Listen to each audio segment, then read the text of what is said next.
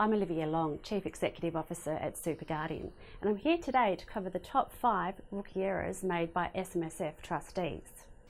SMSFs are a fantastic vehicle for growing your superannuation retirement savings. However, with the government constantly changing superannuation laws, it can be easy for SMSF trustees to make a mistake. In 2015, the Australian Taxation Office issued 22,000 penalties to SMSF trustees. Some of these ranged from administrative penalties through to more serious ones around in-house assets. With the ATO being given the ability to penalise trustees and wider responsibilities in this space, it's vital that SMSF trustees stay on top of their responsibilities and make sure they know what they need to do to ensure their fund remains compliant, and/or partner with an expert who does. So the number 1 rookie error by SMSF trustees is early access to their superannuation. One of the key rules in running a self-managed super fund is that the fund is established with the sole purpose of providing for retirement savings upon retirement or when somebody satisfies a condition of release. Many trustees are inadvertently either accessing their super early, paying expenses that don't belong to the fund using fund monies, or making loans to members or relatives using their superannuation monies, which is not allowed.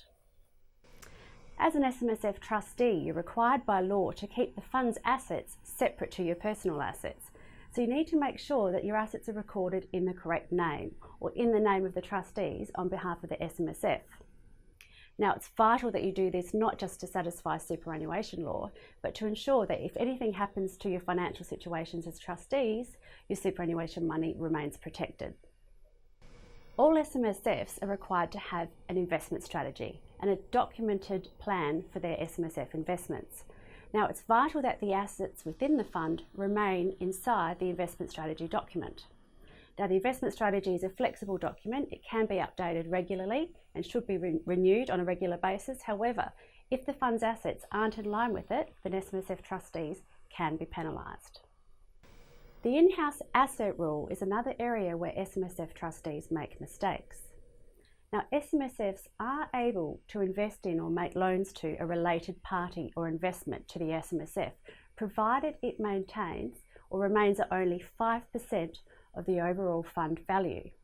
Now, as investment markets fluctuate and the value of your shares goes up and down, it's vital that you make sure the value of your in-house asset doesn't exceed the 5% figure. If it does, you can be penalised anywhere up to over $10,000, and the ATO will make you sell down part of that investment in the following financial year. The 5th major error, and in my opinion one of the major ones, is failure to have a succession plan in place for your SMSF. All trustees need to consider what happens if something happens to me, whether I become incapacitated or eventually die. Have I set up a structure in place, or have I considered what's going to happen to my superannuation money? All too often we see examples where superannuation money falls into the hands of the wrong people because there is no plan in place.